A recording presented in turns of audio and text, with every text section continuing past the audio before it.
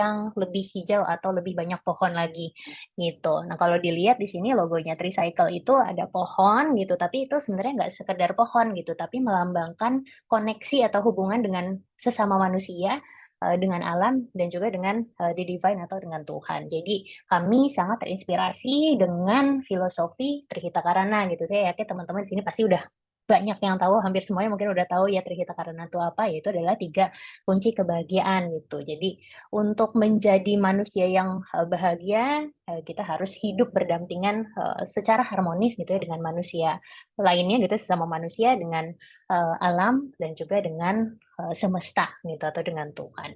Nah, bagaimana caranya Tricycle ini bisa berkontribusi ke penghijauan di bumi? Itu salah satunya dengan menanam pohon dari setiap 3 produk yang kami jual gitu. Jadi kalau teman-teman beli 3 produk Tricycle itu sama dengan menanam 1 pohon. Sejauh ini sudah ada hampir 6.000 pohon yang sudah kami tanam menyebar di berbagai hutan di Indonesia. Oke, nah kalau untuk bahannya sendiri, Tricycle ini memang menggunakan bahan-bahan yang ramah lingkungan. Salah satunya adalah kain daur ulang dari spray bekas dari hotel-hotel yang ada di Bali maupun di beberapa kota juga di Jawa. Gitu. Jadi selain itu juga kami menggunakan bahan-bahan atau material yang memang ramah lingkungan, seperti kain organik, terus juga serat bambu yang bersertifikat dan lain-lainnya. Oke, boleh selanjutnya. Nah, mungkin aku juga mau ingetin ya teman-teman, karena kita di sini workshopnya rame-rame, ya ada banyak peserta yang lainnya, ada speaker-speaker juga yang akan meng-share ilmunya. Aku mau ingetin teman-teman untuk jangan lupa mem-mute atau apa ya, mem-mute itu bahasa Indonesia, membisukan gitu ya mikrofonnya teman-teman supaya nanti tidak mengganggu peserta yang lain. Kalau teman-teman nanti ada pertanyaan sepanjang talk show-nya bisa diketik dulu di kolom chat supaya nanti bisa kami jawab sama panelis atau speakernya juga nanti di akhir dari sesi talk show-nya. Oke, boleh next slides. Nah, ini beberapa key activities-nya dari Tricycle. Yang pertama adalah mengumpulkan limbah kain gitu, terus kemudian mendaur ulangnya. Mendaur ulangnya ini dengan berbagai macam ya, ada yang kita celup warna lagi, ada yang kita digital print, ada yang kemudian dijahit satu sama lain sehingga menjadi produk yang baru gitu ya, baru dalam tanda kutip walaupun bahan ini bukan bahan baru gitu, tapi bisa memperpanjang usia dari material kainnya tersebut. Nah, dari kegiatan-kegiatan kami juga biasanya melakukan edukasi nih, seperti mengadakan talk show seperti ini supaya lebih banyak lagi orang yang lebih sadar tentang konsumsi sadar atau konsumsi bijak gitu, salah satunya di industri fashion. Lalu yang terakhir pastinya menanam pohon gitu, karena tadi dari 3 produk Tricycle yang terjual, maka akan kami tanam 1 pohon di hutan Indonesia. Seperti itu. Oke, selanjutnya. Iya. Nah, sebenarnya apa sih background kami mengadakan talk show di hari Sabtu pagi ini gitu.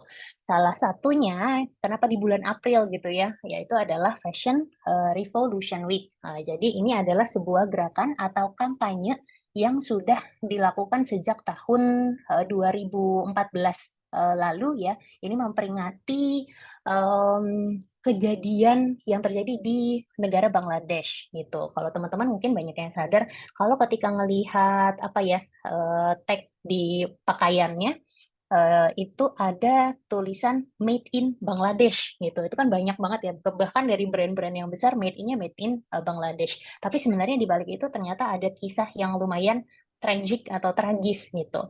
Di tahun 2013 silam, tanggal 24 April ada sebuah gedung namanya Rana Plaza gitu. Rana Plaza ini adalah gedung di mana banyak para penjahit garmen atau pekerja garmen atau tekstil gitu ya bekerja di dalam gedung tersebut. Tapi karena gedung tersebut ini kurang maintenance, selain kurang maintenance juga orang-orang yang bekerja di dalamnya ternyata banyak yang underpaid atau dibayar di bawah dari yang seharusnya. Nah, karena gedungnya ini underpaid, mungkin karena pemilik gedungnya juga tidak mendapatkan cukup uang untuk kemudian melakukan pemugaran atau renovasi, dan itu mengakibatkan pada tanggal 24 April 1.100 orang meninggal dunia dan 2.500 orang luka-luka parah gitu. Karena ya gedung setinggi ini kolaps gitu dengan berbagai macam equipment di dalamnya, itu ya bisa dibayangkan seperti apa chaoticnya gitu. Nah, ini salah satu peringatan sebenarnya untuk orang-orang yang ada di balik industri fashion gitu ya, untuk lebih aware lagi, lebih sadar lagi sebenarnya siapa sih orang-orang yang membuat pakaian yang kita pakai hari ini gitu. Bahannya tuh dari mana sebenarnya? Jangan-jangan pakaian yang kita pakai hari ini atau barang-barang fashion yang kita pakai hari ini itu punya dampak buruk gitu untuk manusia maupun untuk lingkungan.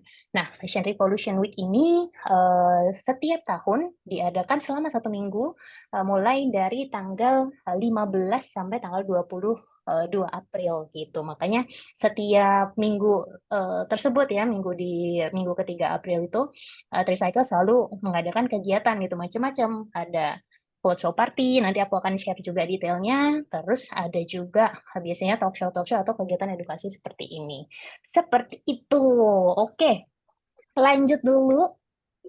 Ini BTW juga teman-teman feel free ya kalau misalnya mau nyalain videonya. Oke, nah tadi aku sempat singgung tentang show party buat teman-teman yang berdomisili di Bali, terutama di Denpasar, teman-teman bisa bergabung merayakan Fashion Revolution Week tersebut dengan kegiatan clothes swap party atau tuker-tukeran baju gitu.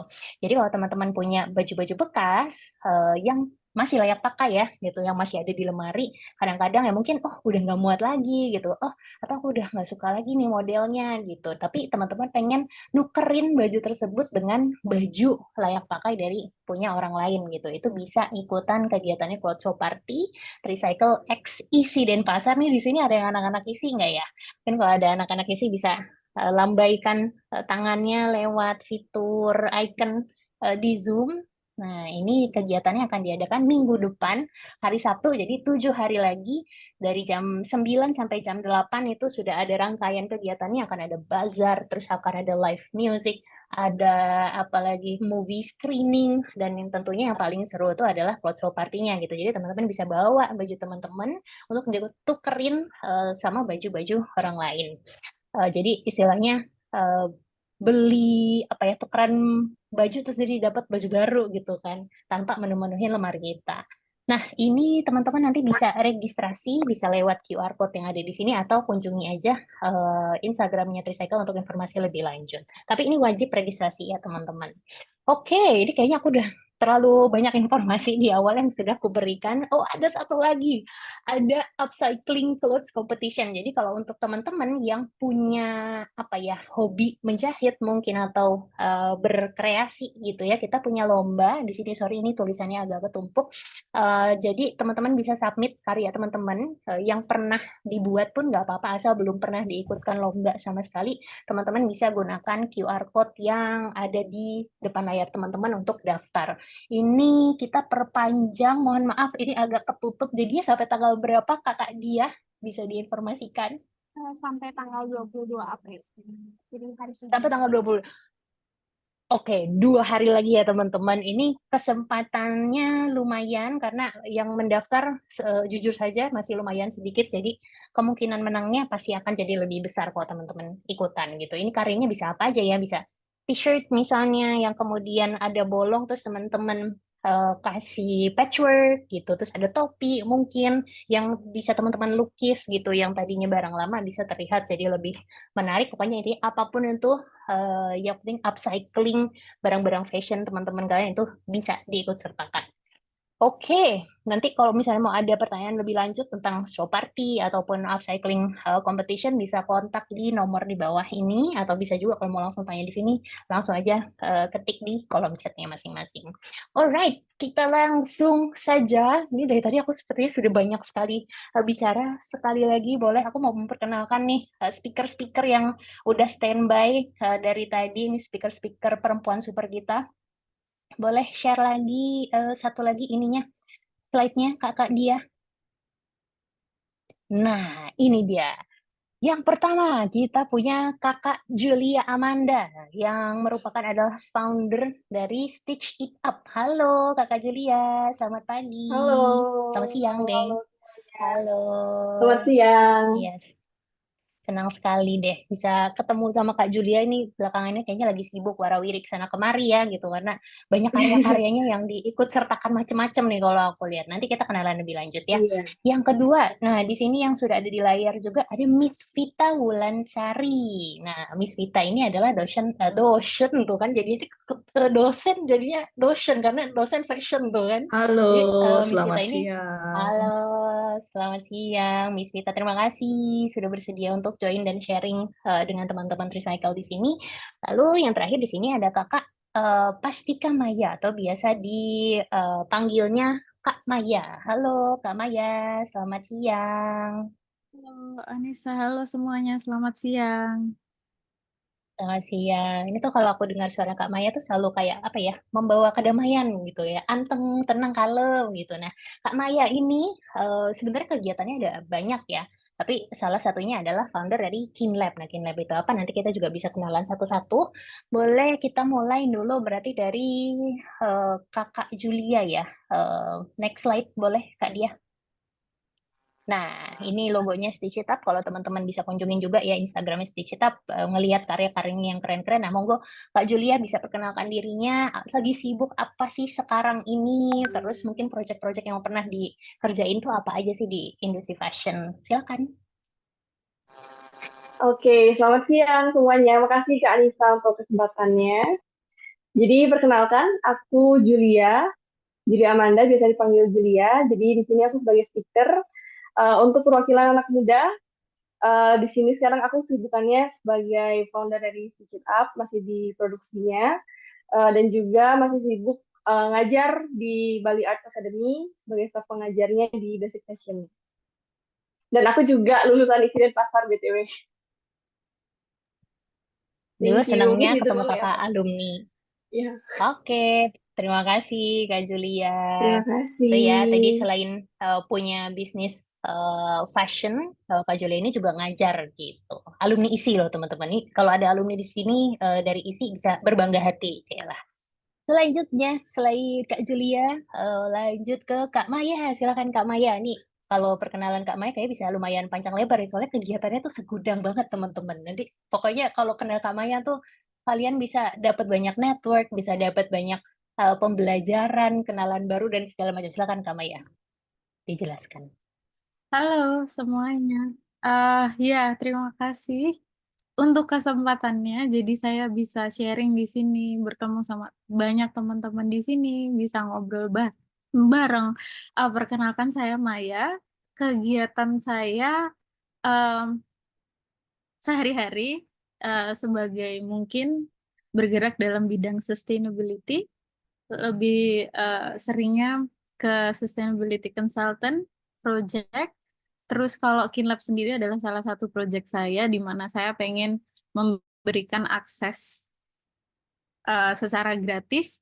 Nggak hanya gratis sih, sebenarnya ada juga yang side business juga. Cuman mostly untuk komunitas itu gratis. Bagaimana em, anak-anak Indonesia dan anak-anak yang ada di sini tuh bisa mendapatkan edukasi mengenai sustainability. Salah satunya yaitu bagaimana me, memaksimalkan atau doing upcycling project secara gratis. Jadi saya melakukan project ini melalui Cinta. Seperti itu. Semoga nanti bisa berkolaborasi dengan teman-teman semua di sini. Oke, terima kasih Kak Maya. Jadi Kak Maya nih secara general fokusnya di bidang sustainability gitu ya. Jadi ada fashion, ada pangan juga, terus ada entrepreneurship-nya juga bener-bener skopnya sangat luas sama ya ini. Oke, selanjutnya ada Miss Vita. Boleh Miss Vita diperkenalkan nih, say hi sama teman-teman yang ada di sini, monggo. Oke, selamat siang semuanya. Jadi, perkenalkan nama saya Vita, ya biasanya saya dipanggil Miss Vita gitu ya. Jadi, saya sendiri adalah dosen di Institut Desain dan Bisnis Bali dengan jurusan Desain Mode. Ya, saya udah mengajar itu dari tahun 2019 ya. Nah, terus kemarin tadi dapat disinggung juga ya, saya juga alumnus ISI Denpasar. Tepatnya saya angkatan pertama desain mode itu tahun 2012 dan lulus dan langsung lanjut lagi S2 di ISI itu tahun 2016 sampai 2018 gitu.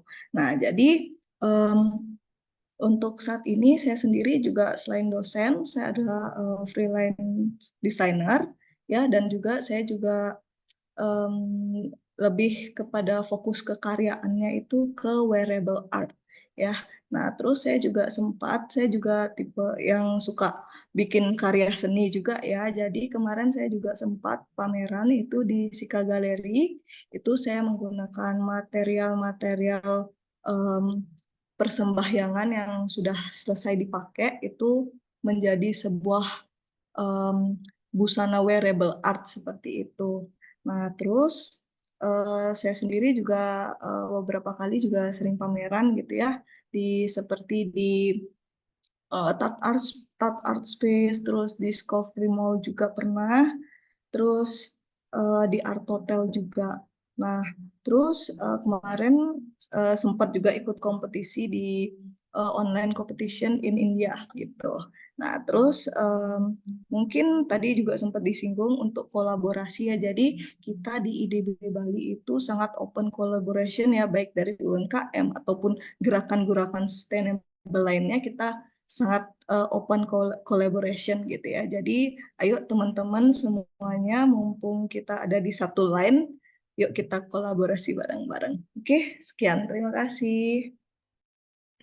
Mantap sekali, Miss Vita. Di kegiatan dan pengalamannya memang beda ya kalau udah jadi dosen. Apalagi alumni isi juga nih. Ini kayaknya acara Tricycle kali ini bener-bener terisi-isikan jadinya ya. Jadi alumni isinya banyak, pesertanya juga dari isi. Terima kasih ya, Miss Vita. Nah, itu tadi ya, terima kasih juga sudah menyinggung soal kolaborasi. Jadi teman-teman yang sudah join di room Zoom pada hari ini, itu bisa banget mungkin nanti langsung DM para speaker yang ada di sini kalau misalnya teman-teman punya ide untuk berkolaborasi, bekerja sama atau apapun itu ya. Karena kalau yang namanya berjalan sendiri itu pasti rasanya akan jadi lebih berat gitu. Kita nggak bisa pergi atau berjalan jauh, tapi kalau kita berkolaborasi gandengan tangan sama-sama pengen apa ya, men-tackle isu lingkungan terutama di industri fashion, kalau sama-sama pasti akan bisa nyampe ke tujuannya.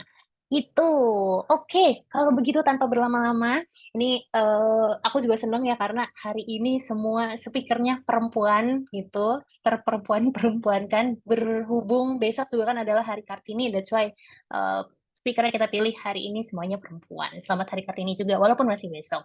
Anyway, oke, langsung aja kita mulai dari pertanyaan yang pertama. Nah, ini untuk Miss Vita terlebih dahulu mungkin ya.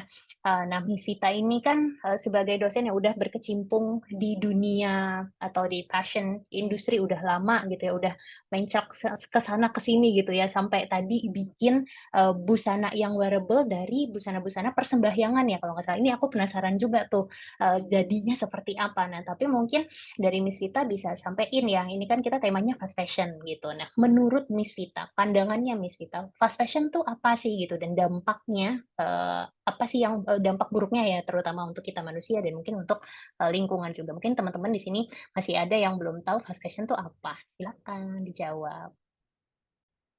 Nah, oke. Jadi kalau fast fashion sendiri itu kan dari kata fast gitu ya. Nah, jadi fast fashion sendiri adalah fashion yang secara cepat gitu ya, dan dari kecepatan itu juga dimana itu punya banyak dampak gitu ya. Salah satunya itu juga dampak ekologis ya yang terbesar dari industri fast fashion itu ya. Nah, jadi selain fast fashion, jadi fashion sendiri juga penyumbang limbah nomor 2 ya di dunia setelah minyak ya gitu. Nah, jadi mungkin di sini yang saya mau share itu apa aja sih dampaknya ya dari fast fashion. Itu yang pertama ada konsumsi air ya. Jadi dari industri fast fashion juga mereka banyak kan menggunakan jumlah air yang besar, terus proses produksinya juga ya. Dari terutama pencucian dan pewarnaan tekstil itu juga dapat menyebabkan penipisan sumber air bersih dan juga pencemaran air dengan limbah kimia ya. Itu yang pertama. Dan yang kedua, penggunaan bahan kimia berbahaya. Ya, jadi penggunaan bahan kimia berbahaya itu juga dalam pewarnaan, terus finishing tekstil ya, juga dapat menyebabkan polusi udara dan juga membahayakan kesehatan pekerja pabrik dan lingkungan sekitar. Nah, terus selanjutnya juga penggunaan bahan baku yang non-renewable. Nah, produksi tekstil juga fast fashion yang cenderung menggunakan bahan baku seperti minyak bumi untuk serat sintetis ya.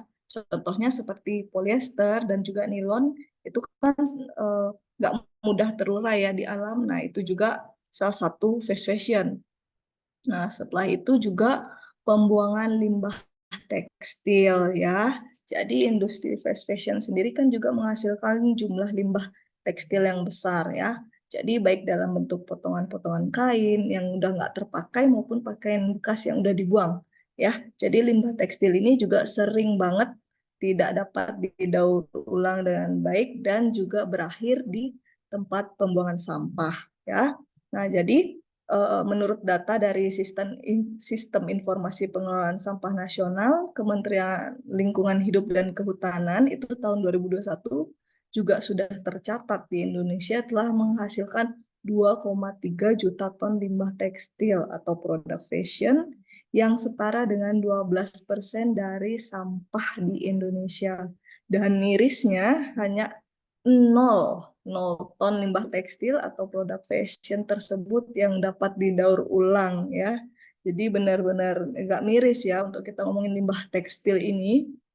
Nah, setelah limbah tekstil itu juga berdampak pada pencemaran udara ya. Jadi dari proses produksi tekstil itu ya terutama yang melibatkan pembakaran bahan-bahan sintetis itu juga dapat menyebabkan emisi gas rumah kaca dan juga polutan udara lainnya. Selanjutnya ada juga kerusakan ekosistem ya. Jadi penggunaan pestisida dan juga herbisida dalam produksi bahan baku alami seperti kapas juga dapat merusak ekosistem dan keseimbangan lingkungan ya. Jadi salah satu contoh case-nya itu pencemaran air yang juga dapat dilakukan riset di Pusat Riset Oceanografi di Institut Pertanian Bogor atau IPB pada bulan Februari juga menemukan sebanyak 70% bagian tengah Sungai Citarum yang tercemar mikroplastik yang berupa serat benang polyester. Nah, itu juga diperkuat ya dengan keberadaan industri tekstil di kawasan tersebut. Ya, jadi dari kandungan mikroplastik juga mengancam kehidupan biota di daerah aliran Sungai Citarum. Nah, kerusakannya juga terjadi berupa cacatan hingga kematian ikan dan kerang di Sungai Citarum. Selain itu, penggunaan air Sungai Citarum juga untuk mandi dan mencuci baju oleh warga sekitar juga berpotensi memunculkan berbagai penyakit. Ya, perilaku masyarakat yang tidak membuang limbah pakaian pada tempatnya juga menyulitkan proses pemilihan sampah yang berujung pada pencemaran lingkungan. Nah, selanjutnya juga eksploitasi pekerja ya, seperti yang tadi udah dapat disampaikan itu di Rana Plaza ya, kasus Rana Plaza itu tahun 2013 itu adalah salah satu kecelakaan sektor garment yang terburuk di dunia. Ya, jadi kelompok produsen juga pemilik merek itu juga sempat dikecam keras karena dianggap membiarkan praktek perlakuan pekerja yang buruk untuk baju-baju buatannya di Bangladesh ya sampai menimbulkan kecelakaan. Selain ribuan korban yang tewas juga terdapat 2.500 lainnya yang luka dalam kecelakaan itu.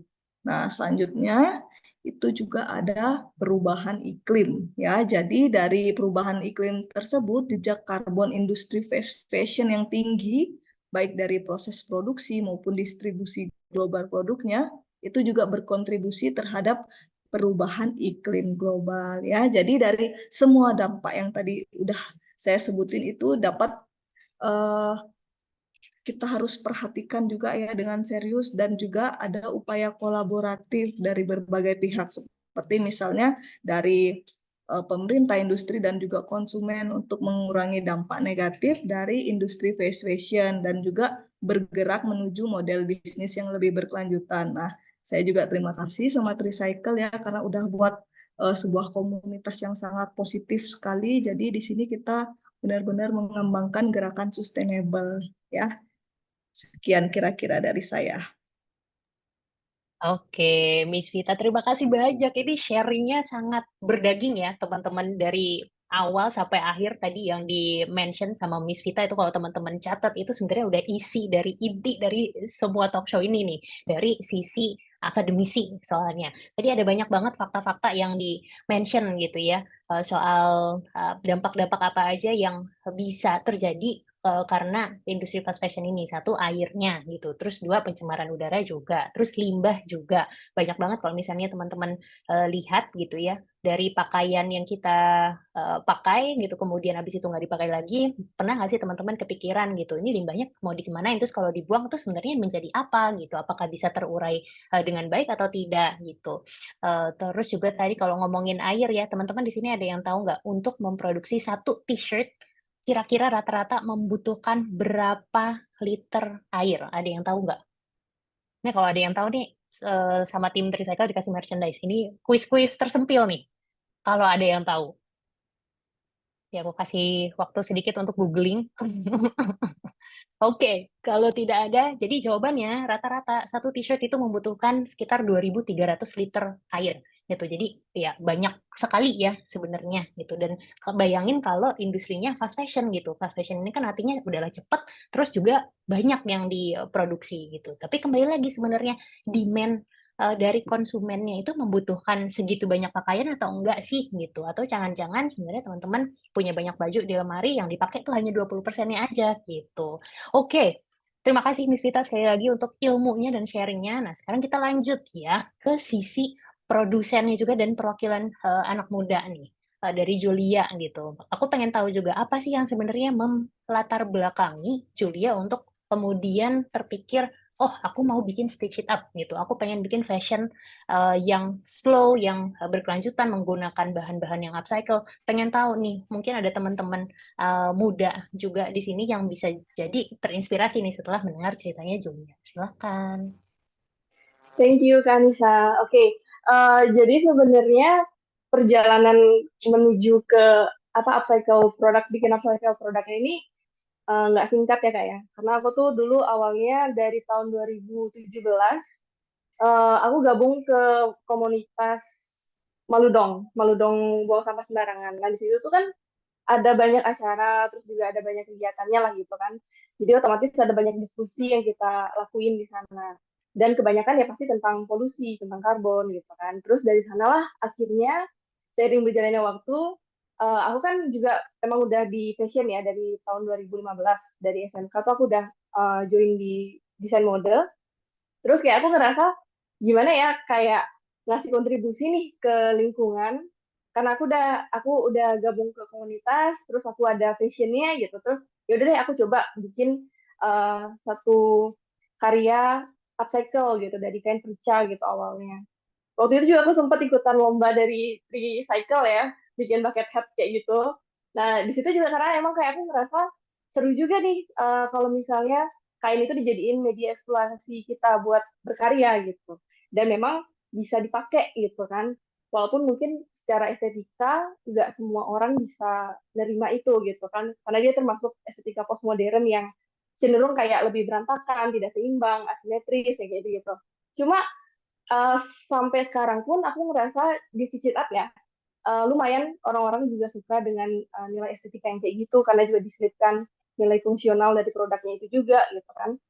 Dan itu dia bermain-main di slow fashion, di upcycle produk itu seru banget gitu menurut aku karena ya itu jadi media eksplorasi kita untuk berkarya gitu. Dan bisa jadi DNA produk gitu loh Kak. Jadi setiap orang yang bikin di setiap tangan yang bikin itu beda-beda. Dia konsepnya mirip kayak lukisan gitu.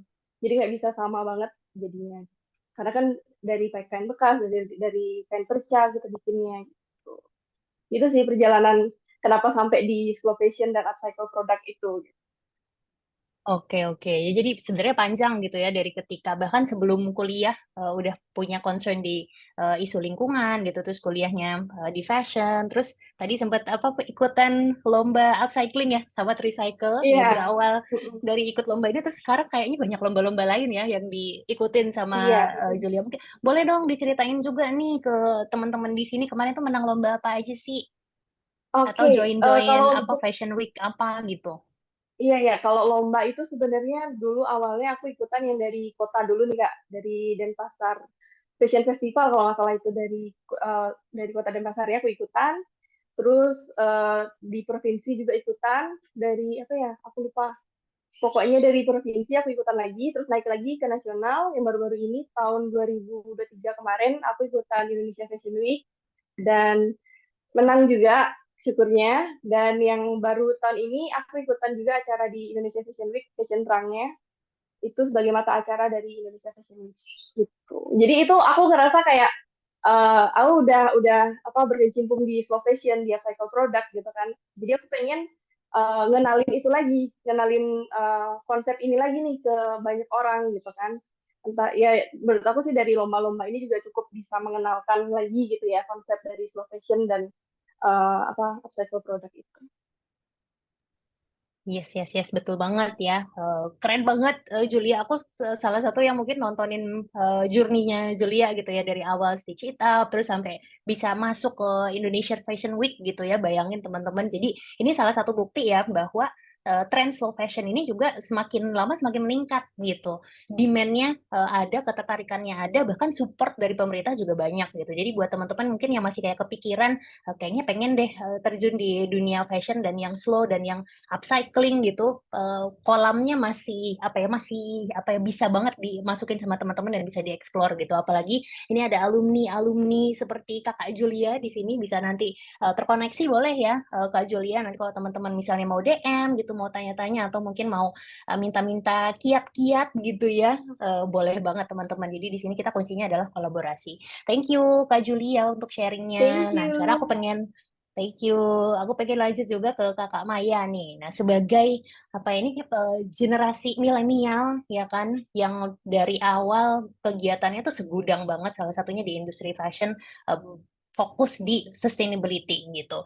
Kalau tadi Julia berangkat dari karena ikut komunitas dan akhirnya merasa bahwa oh penting nih ternyata isu lingkungan untuk diangkat harus ngelakuin sesuatu. Nah, kalau untuk dari Kak Maya sendiri, backgroundnya atau apa sih untuk akhirnya bisa melakukan segudang kegiatan gitu ya di dunia sustainability dan mungkin khususnya kalau di fashion sendiri, pandangan Kak Maya sendiri harusnya kalau anak-anak pemuda tuh em, terutama yang penyuka fashion, peminat fashion gitu harusnya seperti apa sih gitu supaya industri fashion bisa jadi lebih baik lagi dari sisi konsumennya itu. Jadi background tadi jadi kepanjangan ya ininya ya pertanyaannya ya. Jadi background kenapa berkecimpung di dunia sustainability sama mungkin apa sih pesan buat ya teman-teman anak muda yang harus mereka lakukan gitu supaya industri fashion jadi lebih baik. Terima kasih banyak, Anissa. Jadi, awalnya malah kebalik dari Julia. Aku awalnya emang, apa ya, punya ketertarikan fashion tuh dari kecil. Eh, jadi aku lebih ke, tapi nggak ke desain, tapi lebih ke styling, gitu. Jadi, aku udah melakukan styling kayak competition emang ini dari lama, udah dari zaman aku kuliah mungkin. Terus habis itu sampai akhirnya aku pindah ke Bali. Aku pindah ke Bali, aku kerja pertama di kayak NGO, kemudian kerja kedua aku kerja di fast fashion. Aku dulu salah satu visual merchandising di salah satu company gede fast fashion di Mall Bali Galleria, teman-teman bisa cari sendiri. Nah, kerjaan sehari-hariku tuh ngestylingin manekin-manekin dan semuanya, dan aku tuh tahu produksi seperti apa. Yang ngebuka mataku, aku cuman kuat eh, sebelum tanda tangan kontrak yang permanen, itu tuh aku memutuskan untuk stop. Aku nggak kerja di situ karena itu tidak apa ya, tidak sesuai dengan value-ku, tidak sesuai dengan visi misiku gitu. Jadi aku menemukan semacam kesedihan. Aku ngelihat setiap hari aku lakuin, setiap hari aku lihat tumpukan baju itu nggak bikin, walaupun aku suka fashion ya, dan salah satu dream jobku, aku kerja di salah satu kayak brand fashion terkenal di dunia gitu. Cuman di aku tuh kayak, oh ini tuh kok malah sedih ya aku nonton kayak gitu-gitu. Jadi aku ngerasa walaupun pada saat itu mereka sudah mencoba untuk menggunakan material yang ramah lingkungan, katanya dari PET dan macam-macam. Cuman aku masih nggak yakin gitu, apakah teknologi saat ini sudah bisa apa namanya sudah bisa memproduksi yang benar-benar ramah ramah lingkungan. Sampai akhirnya saya memutuskan untuk keluar. Saya kerja di salah satu think tank perusahaan riset yang berfokus pada perubahan iklim dan isu lingkungan. Di situ saya belajar lalu, oh walaupun saya tidak bisa kerja di, saya tidak bisa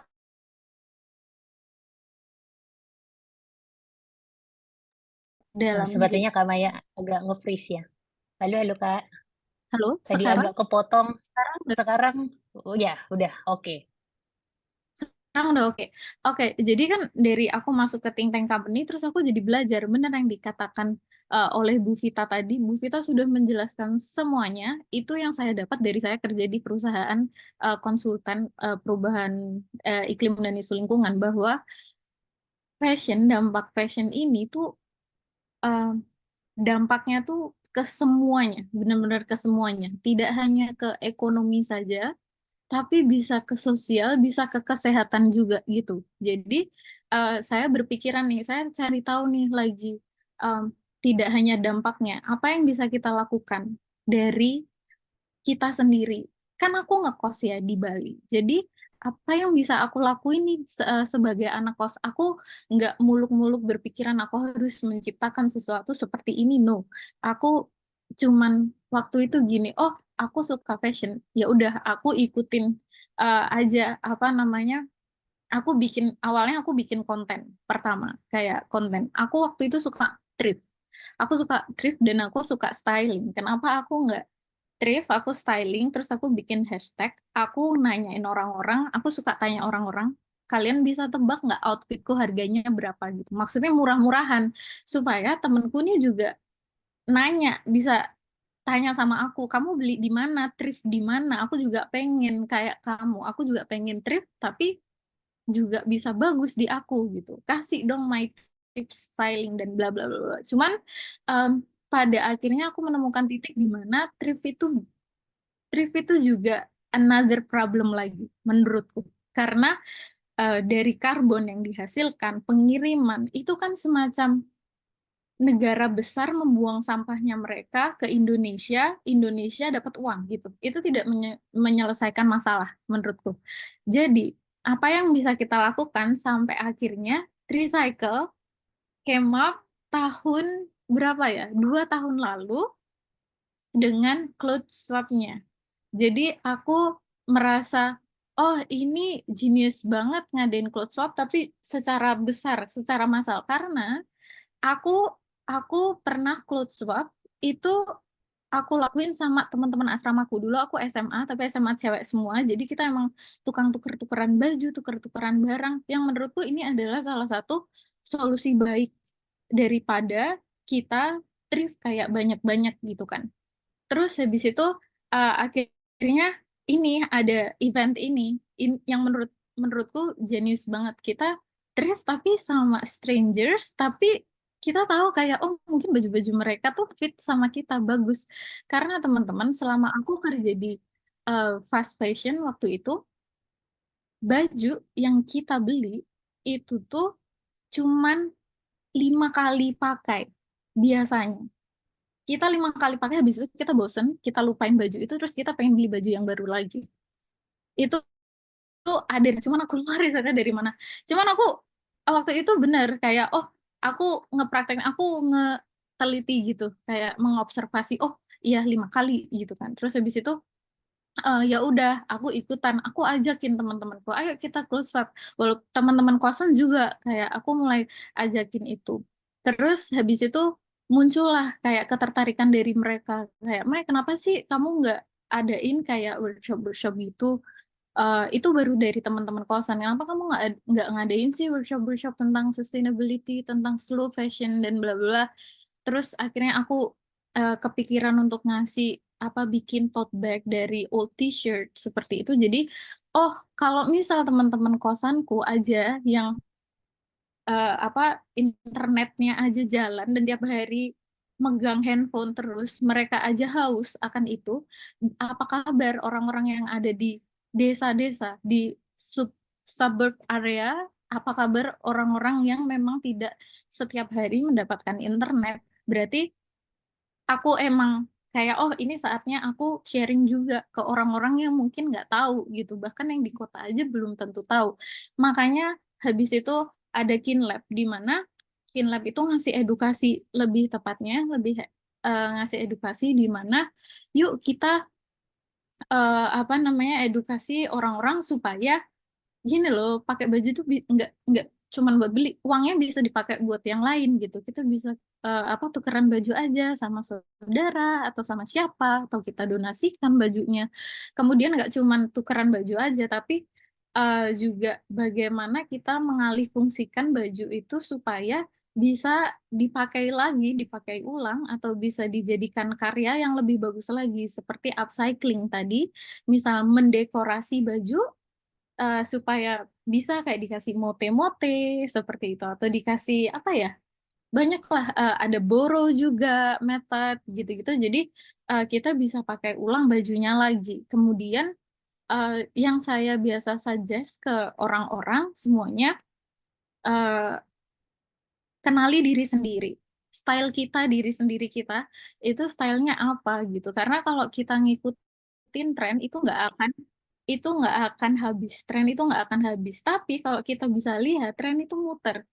Jadi kalau misal kita masih punya simpanan baju dulu-dulu dari teman-teman kita, orang tua kita, atau saudara-saudara kita, kita bisa tanya dulu sama mereka, apakah mereka punya piece-piece yang vintage atau piece-piece yang 70s atau Y2K, pasti mereka ada gitu. Mereka udah melewati zamannya dan mungkin aja mereka masih punya, nggak pakai, kita bisa minta daripada kita beli.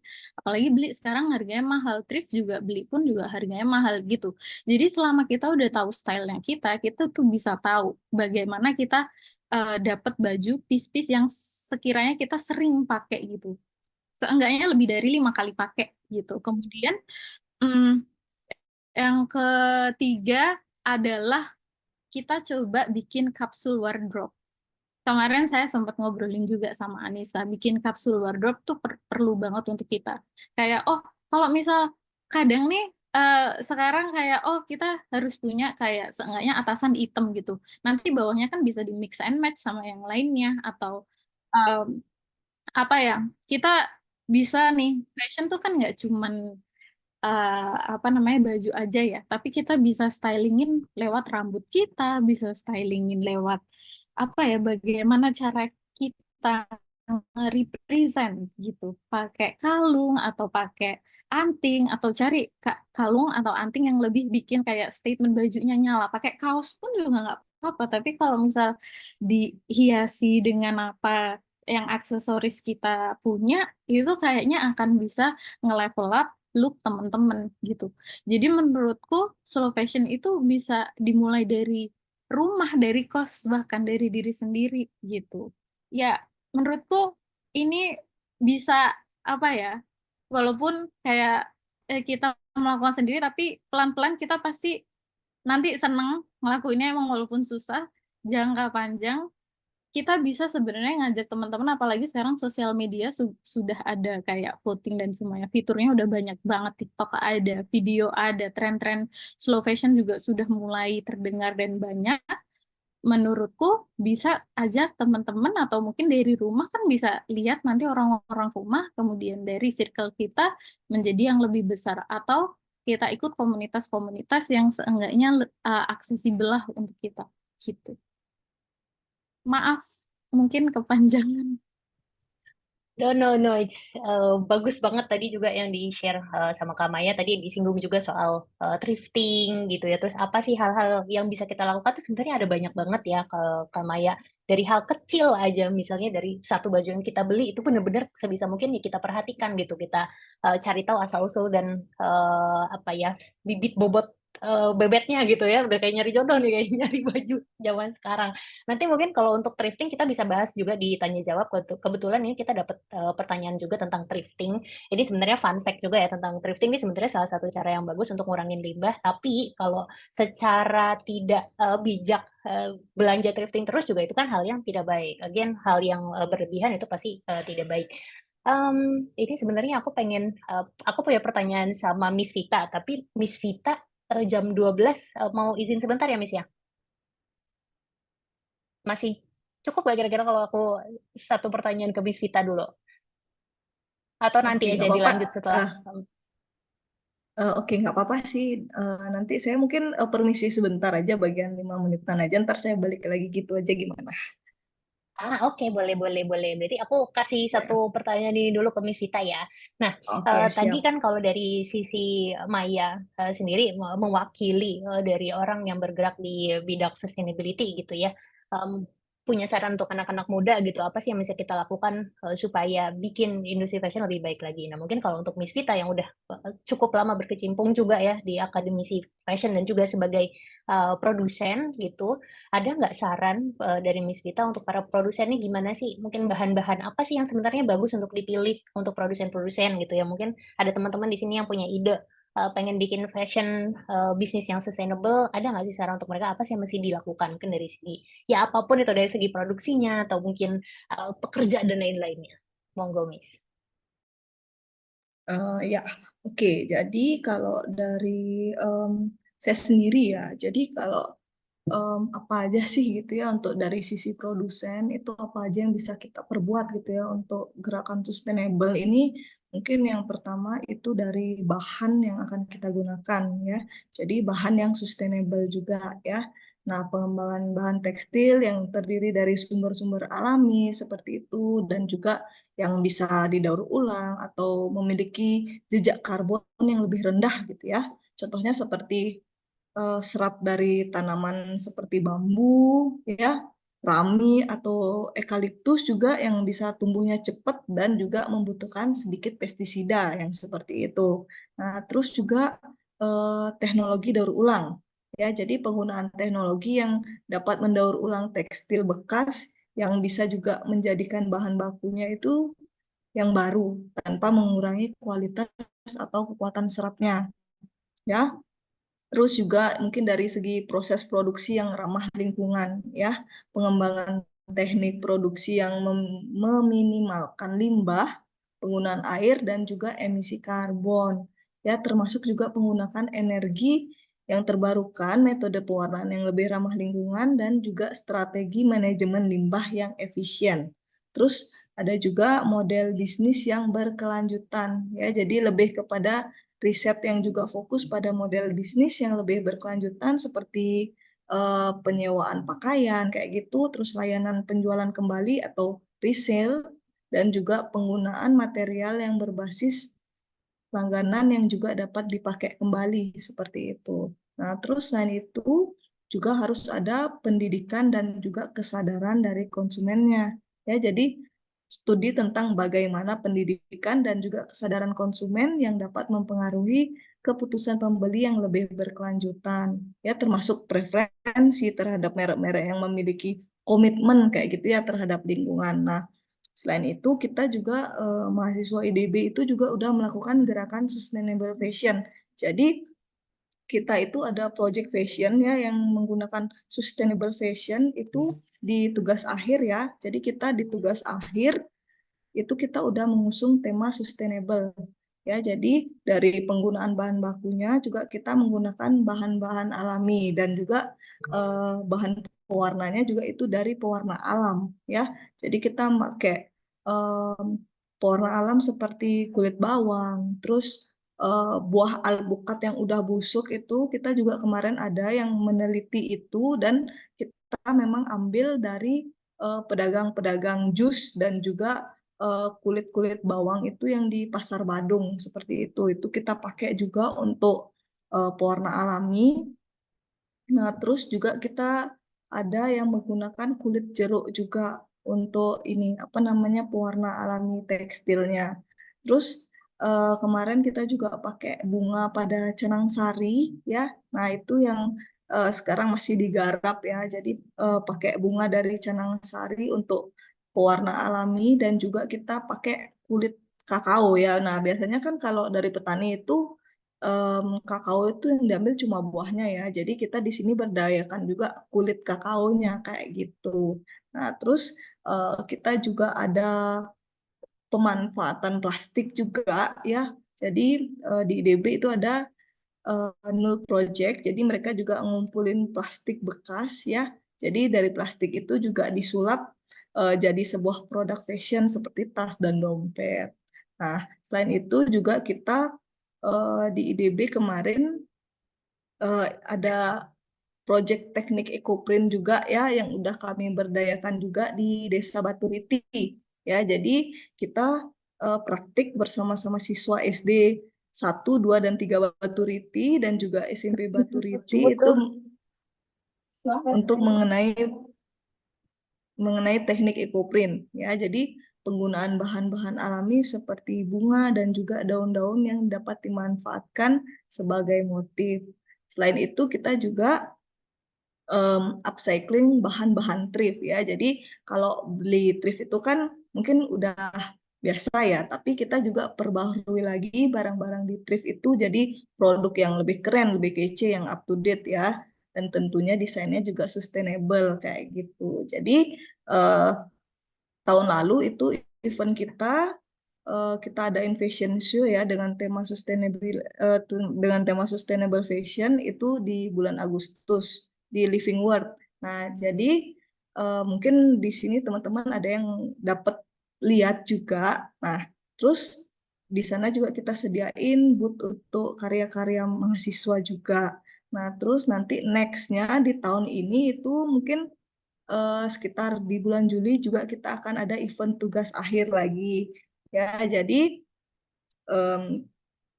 di mana kalau karya-karyanya itu bakalan berfokus sama sustainable fashion ya. Jadi nggak cuman sekedar unik aja, tapi kita juga sustainable kayak gitu. Jadi baik dari segi desain maupun juga bahan yang bakal kami gunakan ya. Seperti itu dari saya. Terima kasih. Oke, terima kasih. Wow, ini sangat berdaging lagi-lagi ya, Miss Vita. Tadi udah A sampai Z udah dijelasin apa aja yang bisa produsen lakukan, minimalisir tadi emisi karbon sama dampak buruk untuk lingkungan. Monggo, Miss Vita, kalau misalnya mau izin sebentar, dipersilakan. Nanti balik lagi kan ya? Siap, Siap, siap, terbalik siap. lagi. Izin Oke, sebentar terima dulu kasih. ya. Oke, Siap, siap. thank you. Terima kasih banyak, Miss Vita. Nah, oke. Nah, itu tadi ya teman-teman dari penggunaan bahannya, terus juga dari pengolahan limbah pre-produksi sama saat produksi kayak airnya gitu ya, sampai setelah atau pasca produksinya teman-teman harus pikirin juga gitu ketika mau membuat brand fashion yang ramah lingkungan. Nah, terakhir mungkin ini karena sudah jam 12.05, aku pengen tanya ke Julia nih. Kalau tadi kan Kak Maya udah share pesan-pesan gitu untuk teman-teman sebagai konsumen, terus juga Miss Vita juga udah kasih pesan-pesan juga nih dari sisi akademisi. Nah, mungkin Julia sebagai anak muda gitu, ini dari tiga speaker Julia yang paling muda gitu ya, bisa share juga nih dari sisi sudut pandang POV anak muda, apa sih yang menurut Julia bisa anak-anak muda sekarang tuh lakukan gitu, berkaitan dengan dunia fashion gitu, supaya ya dunia fashion bisa jadi dunia yang lebih baik, nggak sekelam sekarang gitu. Silakan, Julia. Oke, thank you Kak Anissa. Mungkin sedikit ya tadi kayak ngebahas dari Kak Maya tadi kan sempat ngebahas tentang tren juga gitu kan. Kita dari trennya dulu udah kita jelasin. Tren itu kan erat kaitannya juga sama fast fashion gitu. Durasinya cepat, singkat, tapi tidak berputar gitu. Siklusnya dia tuh nggak bisa sustainable gitu kalau dari fast fashionnya itu sendiri gitu. Dan muncullah ada istilah FOMO atau fear of missing out gitu. Jadi anak-anak muda zaman sekarang, Gen Z, itu kayak berasa gak afdol gitu kalau misalnya nggak ikutan tren gitu misalnya kan.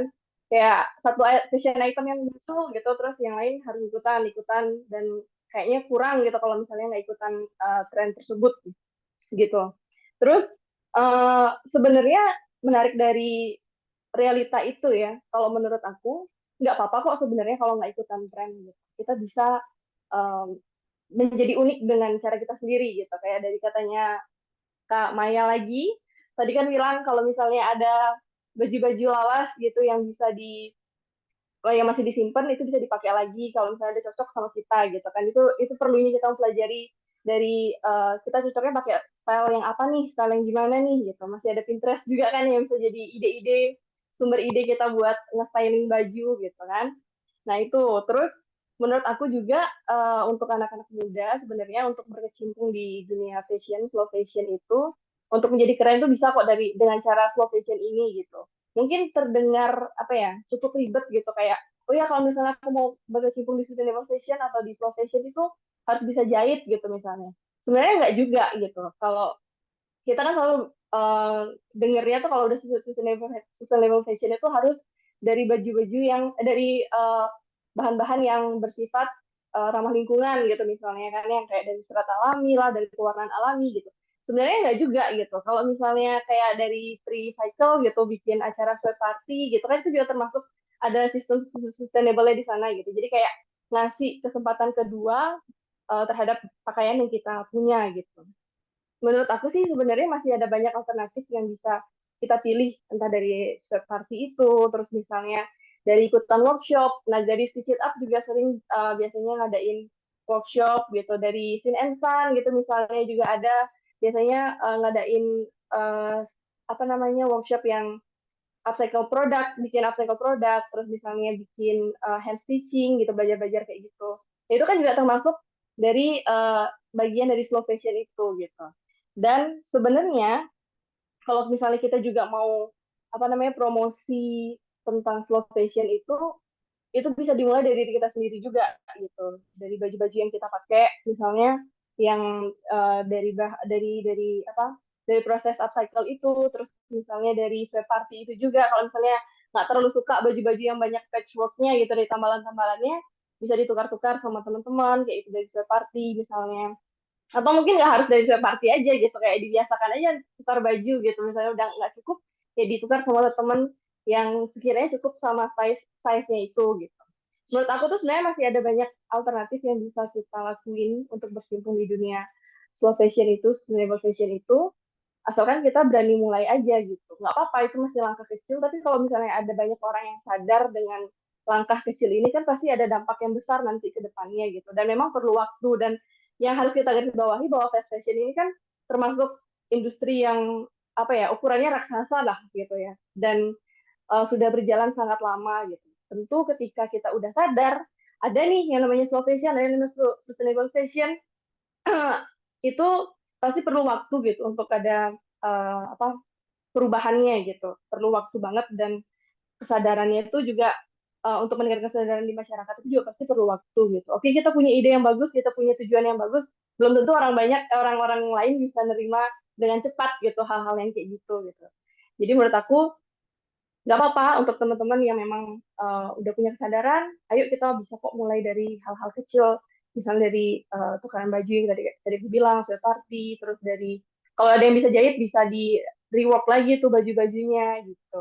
Terus kalau misalnya ada yang pengen mau nih belajar jahit, bisa ikutan workshopnya mungkin, karena kan masih bisa terjangkau juga tuh workshopnya gitu. Atau mungkin ada yang lebih punya duit misalnya, bisa ikutan kursus gitu kan, bisa juga gitu. Masih ada banyak alternatifnya sih kalau menurut aku. Gitu sih Kak.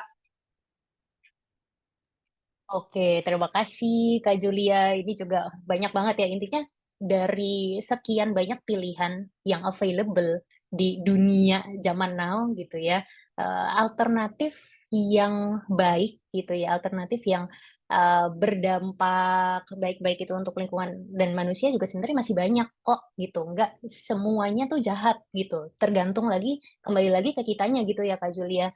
mau pilih yang mana, apakah mau pilih yang baik atau mau pilih yang jahat. Walaupun di dunia ini kan sebenarnya nggak ada yang benar-benar baik ataupun benar-benar jahat kan gitu. Semuanya pasti abu-abu gitu. Tapi kalau kita bisa apa secara conscious atau secara bijaksana memikirkan setidaknya gitu ya, tahu mana yang punya dampak baik lebih banyak yang baik, tahu mana yang punya dampak buruk yang lebih banyak ya.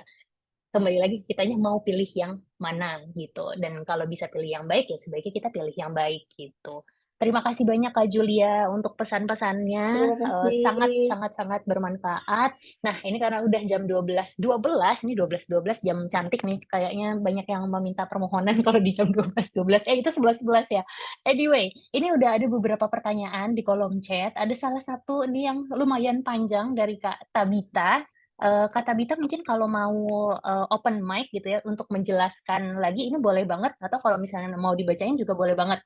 Kak Tabita mau open mic atau mau ini, aku suka banget soalnya pertanyaannya kritis gitu. Aku seneng banget anak-anak muda, orang-orang gitu yang punya pemikiran kritis, silakan banget.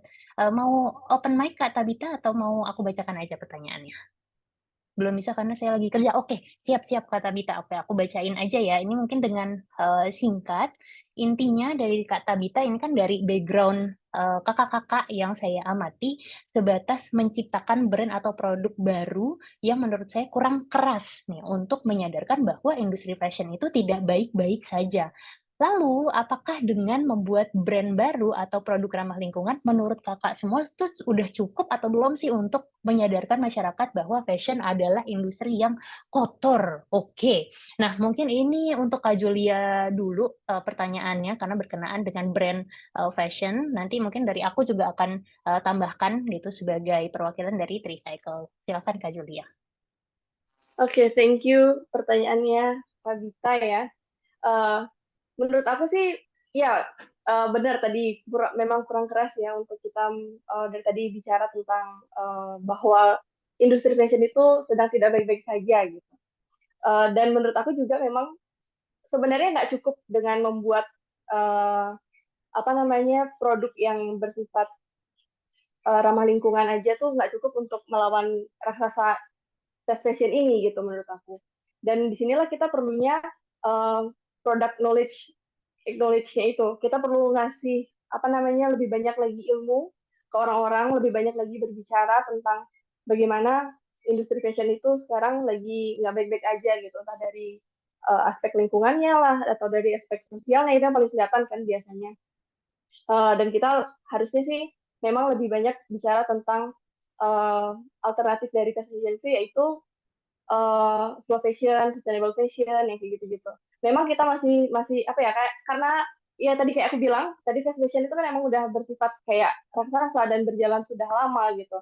Dan memang kita perlu waktu untuk melawan itu semua gitu karena juga kesadaran ini kan baru hadir gitu kan bisa disebut bisa dibilang baru gitu hadirnya. Jadi menurut aku memang perlu waktu untuk melakukan perubahannya itu dan nggak cukup dari produknya aja gitu, menghasilkan produk aja. Mungkin bisa ditambahkan untuk dari Kak Maya dan Kak Anissa. Oke, mungkin aku boleh tambahkan, thank you banget Kak Julia. Nah, intinya sih sebenarnya aku setuju juga kalau misalnya hanya brand-brand fashion ramah lingkungan bergerak sendirian, itu kita nggak mungkin bisa mencapai atau membersihkan industri fashion yang sekarang ini lagi kotor-kotornya gitu ya. Kita nggak akan bisa bergerak sendiri tanpa siapa? Tanpa bantuan teman-teman gitu, bantuan teman-teman, terus mungkin dari sisi pemerintahnya juga dari pembuatan regulasi-regulasi gitu, karena yang namanya sustainability semuanya tuh terkoneksi satu sama lain gitu. Nggak hanya kita dari produsen, nggak hanya dari konsumen, nggak hanya dari pemerintahnya aja, semuanya benar-benar harus berjalan bareng-bareng gitu untuk mencapai satu tujuan itu gitu. Karena isu sustainability ini again adalah isu yang sangat besar gitu, mendunia gitu, bukan hanya isu yang dengan satu solusi kemudian bisa terselesaikan gitu. Apalagi kalau industri fashion sendiri tadi yang Julia udah bilang sudah apa ya bergerak itu cukup lama ya, udah ratusan ribuan mungkin tahun yang lalu gitu sudah ada gitu dan berjalan sebagaimana adanya sampai sekarang, dan tiba-tiba akan ada intervensi itu nggak bisa dengan cara yang radikal gitu. Tiba-tiba orang itu misalnya nggak boleh beli baju gitu misalnya, atau dibatasi setiap tahun semua orang itu cuma boleh beli 10 baju. Ya bisa-bisa ada pengangguran-pengangguran gitu yang nanti nggak bekerja gitu.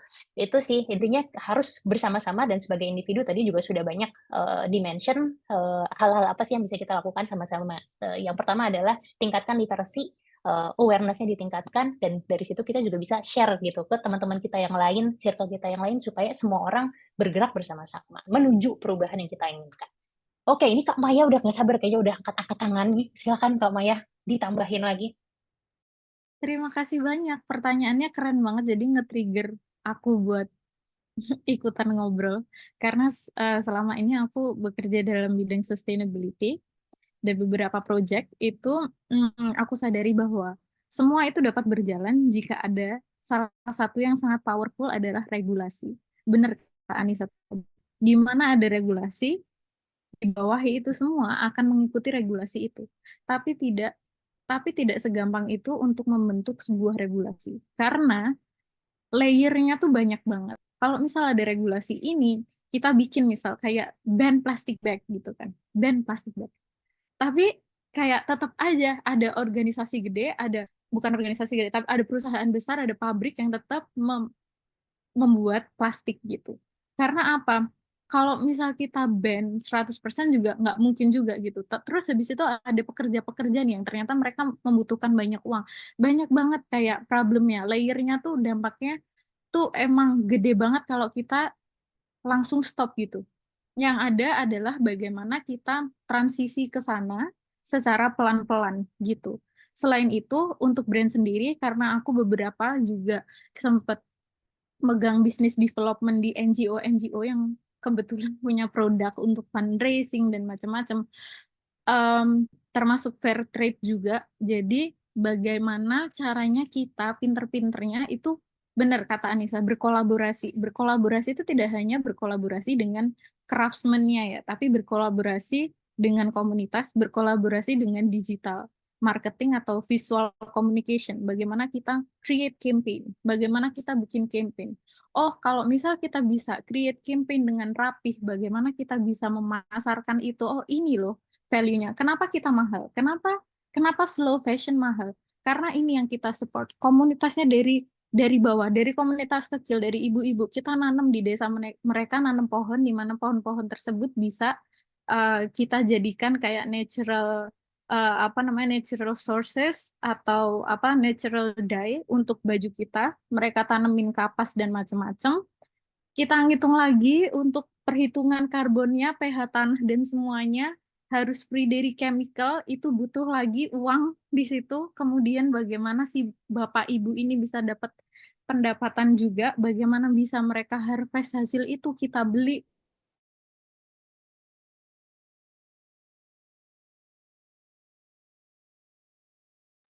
Halo, halo.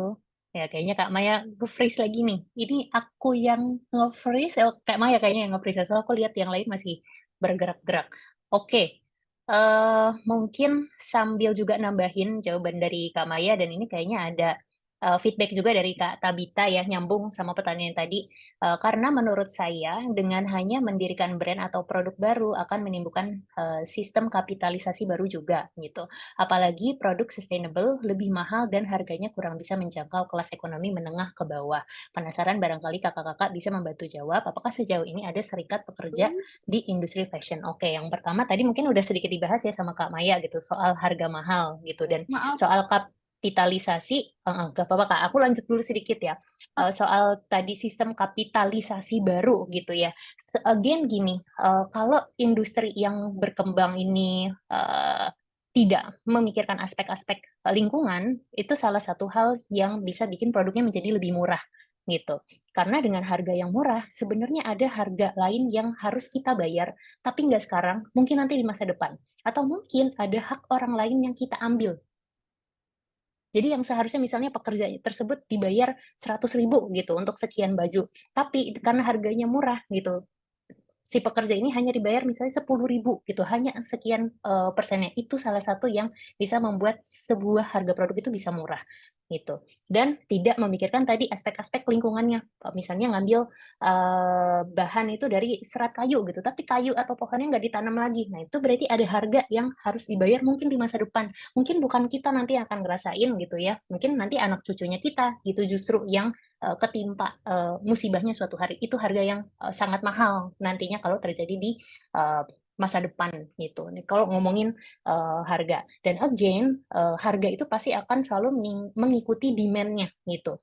Kalau demand-nya itu adalah misalnya suatu hari gitu ya, amin, industri yang sustainable lebih diminati, kemungkinan pasti akan bisa menurunkan harga produksinya juga gitu. Karena kan kalau kita ngomongin industri fashion kan panjang ya, dari nanam pohon kapasnya misalnya, atau pohon katun, tanaman katunnya gitu, kemudian dipintal, kemudian sampai kemudian jadi kain, dari kain kemudian jadi t-shirt, dari t-shirt kemudian di sablon lagi dan segala macam. Itu rentetannya ada banyak, dan kalau misalnya demand dari konsumennya misalnya lebih banyak yang kepengen katunnya diproduksi dengan tanpa kimia misalnya gitu, tanpa misalnya air yang menghasilkan banyak limbah yang berbahaya, itu pasti semua orang misalnya eh, para produsen kain katun tuh pasti juga akan lebih aware dan memproduksinya hanya katun yang benar-benar baik untuk lingkungan aja gitu, no more katun yang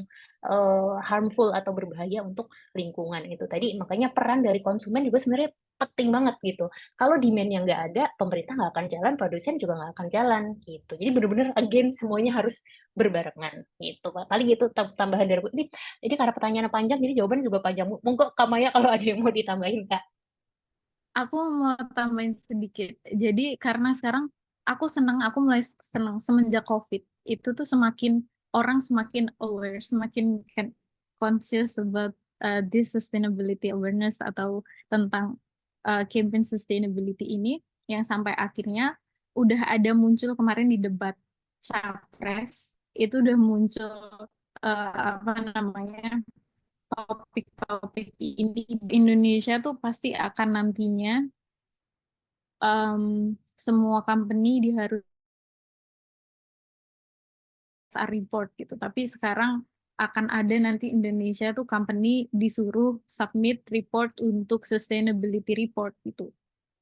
Di mana itu memaksa semua orang harus mikir, kayak muter otak lagi, gimana aku tidak berdampak kepada lingkungan sosial atau apapun itu.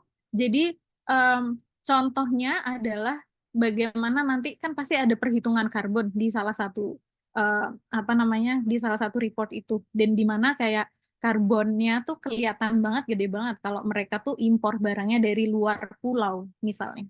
Otomatis dia memaksa untuk bagaimana supaya itu bisa memotong cost atau ngepres cost produksinya, supaya nggak impor-impor lagi, supaya karbonnya tuh kecil gitu. Ya salah satunya adalah memanfaatkan komunitas mapping, komunitas di sekitar, di mana di grooming lagi walaupun prosesnya sangat lama. Menurut saya kita berkolaborasi dengan komunitas lokal yang ada dulu di daerah sini, misal di Bali, ya di Bali kita dapetin dulu sourcesnya itu yang ada di Bali yang deket, supaya itu ngepres kayak production cost-nya kita gitu, daripada kita harus impor ke komunitas misal di Sumba atau di Papua atau apa gitu. Malah aku berharap nanti ada entrepreneur, social entrepreneur lagi yang memang ada di sana, ya dari sana sendiri gitu, supaya semua itu terdistribusikan dengan baik di seluruh Indonesia. Jadi merata distribusinya gitu. Enggak yang kayak ketimpangan gitu, yang deket-deket, yang tempat terkenal, terus habis itu pengusahanya di kota gede terus ngambilin dari tempat-tempat kecil, tapi mereka kan menghasilkan karbon yang gede banget ya. Jadi menurutku dari situ kita bisa memanfaatkan dulu kayak lingkup kecil, mapping di daerah sekitar gitu. Kemudian campaign-nya, bagaimana kita menyampaikan, bagaimana kita ngajak, bagaimana kita berkolaborasi dengan visual communication tadi untuk, oh ini loh cycle-nya. Kenapa kita bayar mahal, yang dibayar tuh nggak cuma produknya aja, kita supporting this community gitu. Tapi juga hati-hati, another issue yang teman-teman harus baca-baca habis ini mungkin tentang eco-labeling dan juga greenwashing. Itu another issue lagi. Tapi ya aku nggak mau lama-lama di sini. Semoga teman-teman nanti bisa explore tentang itu sendiri, dibaca-baca lagi. Yes, yes, yes, setuju. Mungkin nanti kita bisa bikin sesi lanjutan juga ya, gitu. Karena ngomongin isu fashion yang sustainable tuh panjang banget dari hulu ke hilirnya tuh ada banyak banget aspek dan faktor yang bisa mesti dipertimbangkan. Thank you Kak Maya untuk sharingnya. Kita lanjut ya. Di sini ada Kak Eri Nurhalisa. Ini mungkin ini juga mau sharing pengalaman, ini boleh banget. Jadi nggak mesti pertanyaan ya teman-teman. Kak Eri Nurhalisa, mungkin kalau misalnya Kak Eri Bali ya nih, sebutannya Kak Eri Bali, kalau misalnya mau open cam, open mic-nya, kalau mau sharing sama teman-teman boleh banget, tapi kalau lagi nggak bisa mungkin aku bacain juga boleh. Kalau mau open mic, monggo. Tanpa open cam juga nggak apa-apa. Tapi aku pengen kenalan juga sih sebenarnya sama Kak Eri ini. Apakah bisa atau tidak?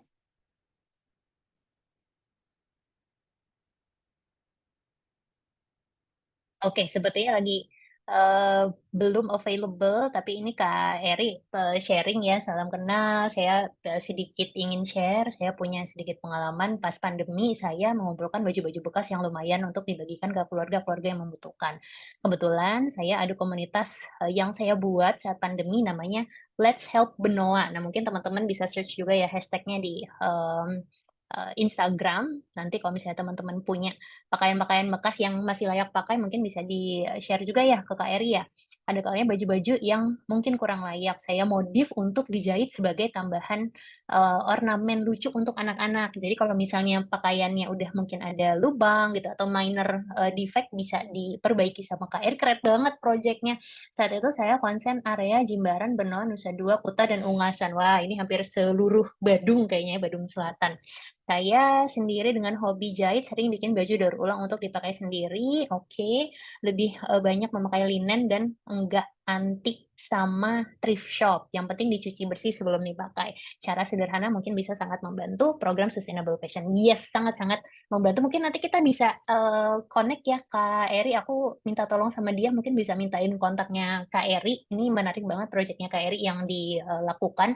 Jadi kalau bisa kita berkolaborasi mungkin nanti sama Stitch It Up, karena Stitch It Up juga sering merimake pakaian-pakaian bekas ya gitu. Jadi kita bisa saling sharing nanti. Dan kalau ngomongin thrifting lagi, again, thrifting itu salah satu cara yang bagus sebenarnya untuk mengurangi limbah. Namun kembali lagi segala sesuatu yang berlebihan itu pasti tidak baik hasilnya gitu. Kita juga harus sadar nih, ketika kita thrifting tuh kita bener-bener butuh atau enggak sih nih bajunya akan kita pakai atau enggak. Jangan-jangan hanya pindah aja limbahnya ke tempat ke rumah kita kan gitu.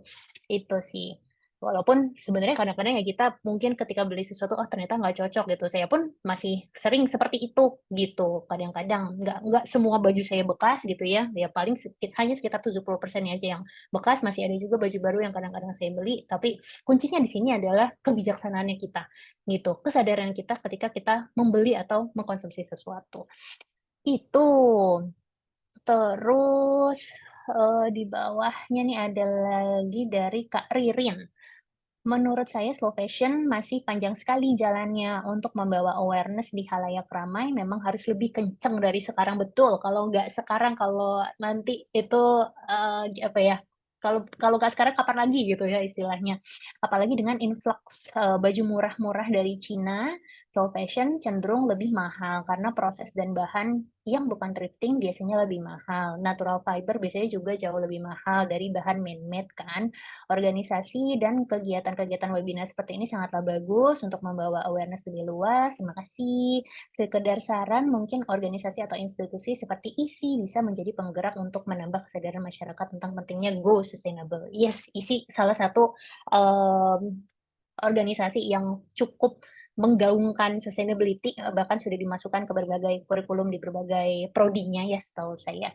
Itu terima kasih Mbak Ririn untuk sharingnya. Ada lagi kah yang mau bertanya? Kalau nggak ada, mungkin atau mau sharing kalau mau open cam-nya sebelum kita ke kuis ya. Ada 2 pertanyaan nanti. Mungkin ada Kalau seru nanti kita bisa tambahin lagi satu pertanyaan.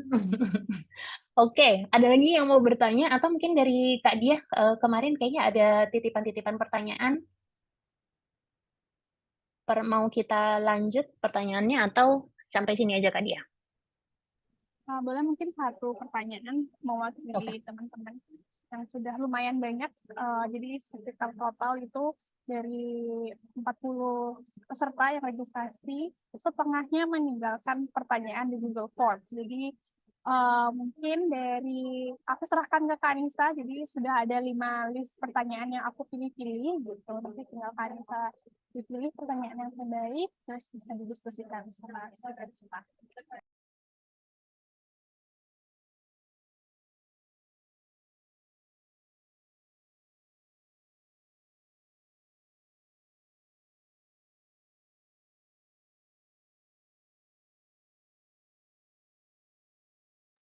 Ini, oh sorry, tadi aku commute ya ternyata.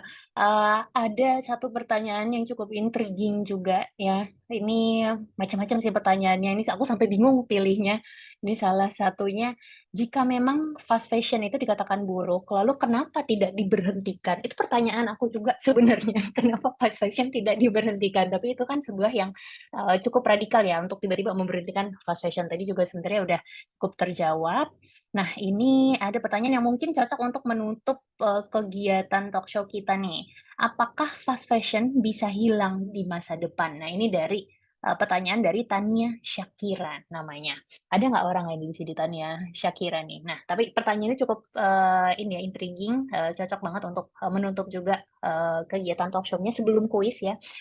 Sekali lagi diulang, ini untuk semua panelis, apakah fast fashion bisa hilang di masa depan? Nah, menurut pandangan masing-masing, mungkin dari Miss Vita dulu deh, karena sudah berhubung udah kembali nih.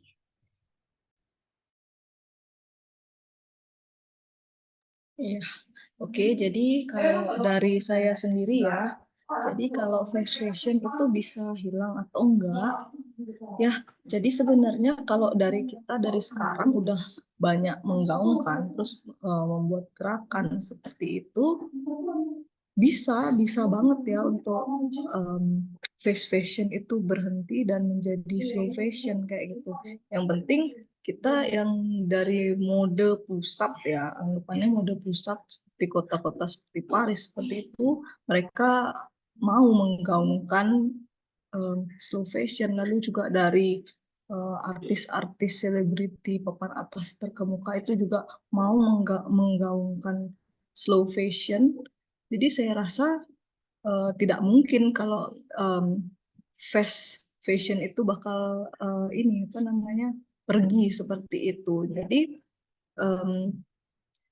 menurut saya fast fashion itu bisa saja ini apa namanya selesai gitu ya. Yang penting dari tokoh-tokoh terkemuka itu juga mau berhenti menggunakan fast fashion.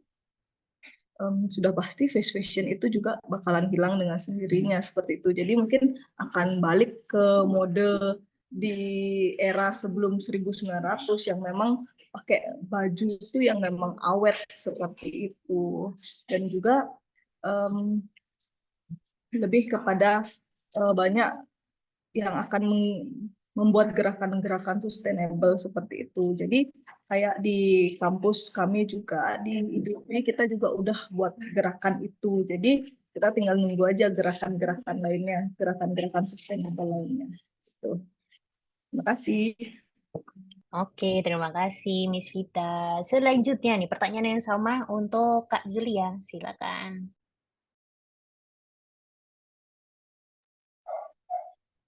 Oke, kalau menurut aku sih fast fashion itu mungkin lebih bisa terkikis ya di masa depan gitu dengan kondisi yang kayak kita lihat sekarang gitu. Kecuali mungkin memang kalau misalnya dari pilar-pilar yang kuat gitu, misalnya kayak dari tadi kita bahas tentang dari peraturan pemerintahan, itu mereka juga mau bergerak, orang-orang yang punya power ini juga mau bergerak, mungkin akan ada dampak yang lebih besar dan mungkin fast fashion itu bisa berhenti gitu. Cuma kan ya tetap aja itu agak mustahil gitu untuk dilakukan gitu kan. Tapi menurut aku mungkin di masa depan bisa terkikis si fast fashion ini dan didorong dengan adanya si slow fashion ini gitu. Kalau menurut aku sih kayak gitu, Kak. Thank you. Mungkin singkat aja ya aku jawabnya. Karena menurut aku Oke. masih kayaknya rada nggak mungkin untuk stop banget gitu. Oke, oke, terima kasih. Ya, jadi kalau Miss Vita optimis, ya kan? Kalau Julia apa ya, optimis tapi masih realistis, ya kan? Nah, selanjutnya nih dari Kamaya. Mungkin ada pertanyaan, jawaban yang berbeda. Silakan. Kalau dari saya menjawab tidak mungkin menghilangkan sesuatu. Eh, saya beranggapan bahwa fast fashion itu tidak bisa hilang. Karena fast fashion sendiri itu adalah suatu sistem di mana kapitalisme seperti yang tadi Tabita sempat sampaikan juga ya, sistemnya kapitalis. Di mana kalau misal sistem kapitalisme itu masih berjalan, kayak oil industry itu tidak bisa dirubah secara lebih sustainable gitu. Karena kan tren akan berjalan terus. Kalau misal dan tren berjalan, kemudian dia akan berjalan kalau memproduksi dengan volume yang lebih besar. Volume yang lebih besar ini akan membuat harga lebih murah. Harga lebih murah itu otomatis mereka akan bayar labornya, pegawainya akan lebih murah lagi gitu. Jadi em, mungkin akan terkikis, mungkin ya akan terkikis, tapi akan mungkin sangat sulit sekali untuk menghilangkan karena kita nggak bisa mengubah apa sistem itu untuk menjadi yang lebih sustainable. Tetap aja itu sistemnya kayak kapitalis gitu. Jadi apa yang bisa kita lakukan adalah supporting artisan-artisan ini yang kecil-kecil seperti itu. Atau kalaupun mungkin nih fast fashion itu eh, akan nggak ada atau akan terkikis, itu kita merubah perekonomian di dunia ini. Bagaimana kita semua orang itu mendapatkan punya penghasilan yang cukup untuk membayar hingga nanti fast fashion itu lebih ke sistem yang lebih sustainable. Otomatis harga semua akan naik, fair trade, ngebayar employee-nya, ngebayar komponen-komponen layering di dalamnya itu akan lebih dihargai lebih mahal, otomatis ekonomi ya harus siap untuk ngebeli barang-barang yang dari fast fashion itu tadi gitu. Jadi menurut saya sama kayak halnya plastik. Kayak plastik nggak mungkin dihilangin di dunia ini.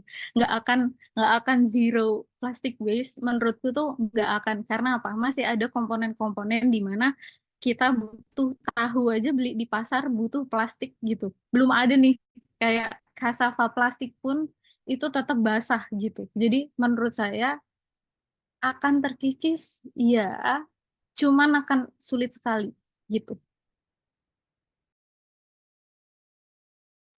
Oke, nah ini menarik banget teman-teman. Oh my God. Jadi masing-masing punya pendapat yang berbeda-beda nih. Karena emang kalau ngomongin yang namanya masa depan, kita kan gak ada yang bisa nebak ya, gitu. Tadi kalau Miss kita optimis, gitu. Terus Julia optimis tapi masih realistis. Kalau Kak Maya ini agak pesimis gitu ya, tapi kita bisa support dari sisi kita yang peduli gitu sama sustainability. Kalau aku punya jawaban yang berbeda lagi. Jadi kalau aku percaya bahwa suatu hari yang namanya fast fashion bisa hilang ya, tapi ini jawabanku sebenarnya agak distopian. Ketika ini hilangnya, ketika kapan? Ketika resource untuk membuat barang-barang fashion udah habis, ya, tanah udah nggak bisa ditanamin lagi, ya, nggak bisa gitu nanam pohon katun, ya, nanam pohon yang bisa jadi kain viskos, airnya juga udah nggak ada lagi yang cukup bagus kualitasnya untuk bikin baju, ya udah kering mungkin suatu hari nggak bisa diakses lagi, pekerjanya juga mungkin sudah kelaparan gitu ya. Ini agak distopian jawabanku. Nah, jadi mungkin ya fast fashion bisa hilang suatu hari ketika bumi kita sudah nggak layak lagi jadi tempat tinggal gitu. Tapi tentunya kita nggak mau nunggu sampai saat itu terjadi kan gitu. Makanya dari sekarang yuk kita lakukan sesuatu untuk lingkungan supaya sustain gitu, supaya bumi kita tetap terus bisa ditinggali gitu, bukan hanya untuk kita aja gitu. Kita perbaiki kesalahan-kesalahan orang-orang dulu dan kesalahan kita juga di kehidupan kita yang sekarang supaya nanti bumi kita bisa tetap menjadi tempat tinggal yang baik untuk anak cucu kita. Itu saja mungkin berarti ending dari talk show kita kali ini. Sebelum kuis, aku mau berterima kasih banget sama Miss Vita, sama Kak Julia, sama Kak Maya atas waktunya dan ilmunya, sharingnya, diskusinya. Ini seru banget, sayang banget. Ini sebenarnya masih banyak banget yang bisa kita bahas ya gitu. Tapi mungkin bisa kita kasih di kesempatan lainnya. Semoga di next time kakak-kakak sekalian bisa join lagi gitu. Karena ternyata banyak juga nih audiens kita yang tertarik untuk tahu lebih dalam gitu. Oke, support local artisan. Yes, betul banget Kak Maya. So thank you banget. Oke, nah sekarang kita langsung masuk ke quiz session aja. Mungkin kalau untuk para speaker, kalau misalnya karena ini sudah lumayan lewat dari jadwalnya, kalau misalnya mau mengundurkan diri, nggak masalah banget karena setelah ini kita akan ada quiz aja. Tapi mungkin sebelum quiz kita foto bersama dulu kali ya sebelum pada pamit. Sorry. Yuk kita foto bersama dulu yuk. Mungkin boleh dibantu dari Kak Diah ya. Semuanya boleh open kamera supaya kita kelihatan nih wajah-wajah cantik dan tampannya di hari Sabtu. Ih, senangnya. Salam kenal banget nih buat teman-teman. Halo. Oke, kita tunggu ya untuk bisa open cam, tapi ini nggak ada pemaksaan. Kalau teman-teman sedang tidak bersedia untuk menyalakan kamera, sama sekali nggak masalah. Ini mungkin aku unpin dulu kali ya, remove supaya semuanya bisa kelihatan. Bentar, remove. Oke. Nah, kayak gini kan enak nih. Oke, kita masih tunggu ya teman-teman. Mungkin ada yang mau sisir-sisir dulu rambutnya atau pakai filter khusus di Zoom call-nya seperti saya ya. Ini sebenarnya muka saya agak-agak lecek gitu ya, tapi karena pakai filter Zoom sekarang udah canggih sekali gitu, jadi kelihatan lebih seger gitu. Oke. Oke, kayaknya cuma segini aja. Monggo Kak Diah dikasih aba-aba. Ya, semuanya senyum ya. Ya, mungkin kita aku mau double check lagi untuk Kak Agung dan Kak Mi, tim dokumentasi kita untuk bisa standby foto bersama. Mungkin jadi aba-abanya aku hitung 1, 2, 3, terus bilangnya balik. Gitu. Karena saat ini tim Tricycle juga lagi ada di Bali, biasanya di Bali. Dan waktu kita ngomong Bali, nah langsung senyum kelihatan. Oke, aku hitung ya, mulai 1, 2, 3, Bali. Oke, mungkin lagi sekali kita ganti gaya, bisa gaya bebas, tadi sudah gaya formal. Oke, 1, 2, 3, Bali. Oke, sudah. Terima kasih semuanya. Oke, Aku terima kasih. balikan lagi ke Kak Nisa. Oke, thank you Kak Dia. Oke, langsung aja kalau gitu kita masuk ke kuis. Untuk teman-teman yang mungkin ada acara ini, dipersilahkan untuk meninggalkan ruangan Zoom. Tapi kalau yang tertarik untuk mendapatkan merchandise gratis dari Tricycle, bisa mengikuti kuisnya. Nanti aku jelaskan ya, peraturannya sederhana saja. Jadi nanti aku akan menyampaikan pertanyaannya apa. Teman-teman bisa ketik ya di kolom komentar saya gitu kalau mau menjawab. Nanti saya yang paling atas atau chat teman-teman yang paling atas akan saya panggil gitu ya, misalnya dari Kak Khoirunisa gitu, ketik saya gitu. Oh, ternyata Kak Khoirunisa ini yang paling atas. Langsung nanti saya akan minta Kak Khoirunisa untuk unmute mikrofonnya untuk menjawab. Jadi ini main cepet-cepetan ya teman-teman kuisnya. Oke, nah satu lagi peraturannya, untuk mengetik saya di kolom komentar itu harus menunggu seluruh kalimat pertanyaannya selesai dibacakan. Gitu. Jadi kalau misalnya ada yang ketik sayanya sebelum aku selesai membacakan kalimat pertanyaannya, maka itu tidak akan dianggap sebagai yang paling atas gitu. Aku minta tolong ya Kak Diah untuk bantu memperhatikan juga. Itu, ini sebentar. Aku buka dulu deh kolom chatnya nih untuk standby juga nih. Sebentar. Sorry. Mana dia kolom chatnya? Ada di bawah. Saya mencari chat, tapi ya udahlah Kak Dia aja lah ya. Yang Oke. standby memperhatikan siapa yang ketik saya duluan setelah pertanyaannya dilontarkan. Oke. Oke. Sudah siap ya? Semuanya siap-siap kalau yang pakai handphone, jempolnya di handphonenya ya untuk ngetik di keypadnya, ketik saya setelah pertanyaannya dibacakan. Pertanyaan pertama. Rata-rata berapa banyak air yang digunakan untuk memproduksi satu buah t-shirt rata-rata ya seluruh dunia?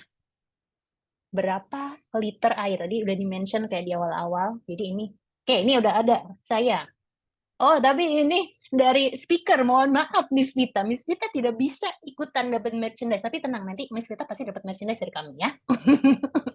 Yang lainnya, from May. Nah, ini benar ya. Dari May ya, yang paling atas ya Kak Dia. Oke. Monggo di-unmute, ada berapa liter air yang rata-rata diperlukan untuk memproduksi satu buah t-shirt. Ini satu buah t-shirt ya. Kalau industrinya fast fashion gitu. Silakan. Halo Kak, kedengaran Kak? Halo. Ya, halo, Ini kedengaran di Kak? aku sih suara. Ya, kedengeran. Untuk produksi t-shirt 2.700 liter ya? Yes, betul sekali. 2.700 liter hanya untuk satu t-shirt. Thank you, Kak Mei, untuk jawabannya betul sekali. Nanti dari tim Tricycle akan hubungi Kak Mei. Be ready untuk ketik nama sama nomor WhatsApp-nya ya, supaya nanti kita bisa follow up alamat pengiriman hadiahnya. Terima kasih. Jawabannya betul sekali. 2.700 ya. Hanya untuk satu t-shirt aja. Bayangin kalau ada 10 t-shirt itu udah kayak berapa galon. 2.700 liter tuh kayak banyak banget, teman-teman ya. Oke, terima kasih Kak Mei. Pertanyaan yang kedua ya, udah siap, siap jempolnya, jarinya. Ya. Pertanyaan kedua, Fashion Revolution Week ya, adalah minggu di mana kita memperingati sebuah kejadian mengenaskan di industri fashion, yaitu kolapsnya atau runtuh rubuhnya Rana Plaza. Nah, kapankah kejadiannya? Tanggalnya, bulannya, tahunnya? Siapa yang mau jawab? Ada yang mau pamit dulu? Silakan, Kak Ririn. Terima kasih banyak sudah join. Ya, tanggal kejadian kolapsnya Rana Plaza yang mengakibatkan ribuan korban. Ya, ada yang meninggal lebih dari 1.000, terus yang luka-luka lebih dari 2.000 orang. Itu tanggalnya kapan? Bulannya kapan? Ya. Apakah ada yang tahu? Dan ingat tadi di awal sudah di-share juga. Saya, Khoirunisa. Silakan Kak Khoirunisa. Di-unmute boleh, dinyalain mikrofonnya dan langsung dijawab. Iya Kak, untuk tanggalnya di 24 April 2013. Itu sejarah industri fashion dunia runtuhnya Rana Plaza. Nah, Oke. Sip, betul sekali jawabannya ya, tanggal 24 April 2013. Jadi itu kejadiannya sudah lebih dari 10 tahun yang lalu, tapi itu sangat patut untuk kita kenang supaya tidak ada lagi kejadian seperti itu. Mari kita peringati di minggu ini ya, khususnya di akhir minggu bulan April, untuk jadi konsumen fashion yang lebih bijaksana lagi. Pertanyakan kita beli baju itu asalnya dari mana bahannya, terus yang buat ini siapa. Jangan sampai ada dampak-dampak lingkungan atau sosial yang buruk banget gitu. Itu kan jadinya kita yang menanggung bebannya gitu. Anyway, terima kasih Kak Khairul Indonesia, jawabannya betul. Silahkan dari tim Trio untuk di reach out ke Kak Khairul Indonesia supaya bisa di follow up alamatnya. Oke, itu tadi 2 pertanyaannya. Terima kasih banyak. Aku juga mau ingetin, jangan lupa untuk daftar swap party untuk teman-teman yang berdomisili di Bali. Mungkin Kak Dia bisa di-share lagi QR code registrasinya untuk kegiatan swap party. Selain swap party, jangan lupa 2 hari lagi ada deadline pengumpulan atau pendaftaran kegiatan upcycling clothes competition. Teman-teman juga bisa daftar kalaupun bajunya udah pernah dibikin sebelumnya gitu ya, itu nggak masalah selama belum pernah diikutkan kompetisi apapun dan memenangi kompetisi tersebut gitu. Jadi kalau pernah ikut kompetisi nggak apa-apa, as long as itu belum menang gitu. Nah, ini kesempatan untuk menangnya lumayan besar karena ini bocoran ya untuk khusus untuk yang ikut workshop ini atau talk show ini, pesertanya masih sangat sedikit, jadi kemungkinan untuk terpilih jadi pemenangnya itu masih sangat besar gitu. Nanti produk-produk yang terpilih itu akan dipamerkan di kegiatan show party bersama ISI gitu di tanggal 27 nanti. Oke, ini untuk upcycling clothes competition. Satu lagi yang swap party-nya nih. Nah, untuk swap party-nya ini 1 minggu dari sekarang ya, teman-teman. Nanti swap party-nya itu kita akan buka registrasi on-site-nya di jam 1, penukaran pakaiannya itu di jam 5 sore. Jadi sebelum jam 5 sore atau sebelum jam 4 sore ya, teman-teman bisa langsung datang bawa bajunya, registrasi dan tunggu sampai jam 5 untuk semua orang tukerin pakaiannya sama-sama. Jangan lupa ajak teman-teman dan keluarganya. Untuk teman-teman yang di luar Bali, hopefully nanti kita bisa juga adain di kotanya teman-teman. Oke, again, terima kasih untuk para peserta dan especially terima kasih untuk Miss Vita, untuk Kak Maya, untuk Kak Julia, juga sebagai speaker-speaker yang tadi sudah nge-share ilmunya, diskusi, banyak banget lah pokoknya ilmu-ilmu yang juga aku dapetin. Hopefully ini berguna juga untuk teman-teman partisipan semuanya. Dan aku juga mau berterima kasih sama tim Tricycle yang sudah bekerja keras nih, Kak Dia, ada Kak If, Kak Mary, dan lain-lain, dan Amel juga semuanya, terutama untuk Kak Dia ya yang sudah memprepare atau mempersiapkan kegiatan pada hari ini supaya kita bisa berkumpul di siang hari Sabtu ini. Oke, terima kasih banyak teman-teman. Aku dari Anissa dari Tricycle, pamit undur diri. Sampai jumpa lagi di kesempatan di lain waktu. Stay tune ya di Instagramnya Tricycle supaya tahu informasi-informasi lebih lanjut tentang event-event seperti ini. Terima kasih semuanya. Sampai jumpa. Selamat berakhir pekan.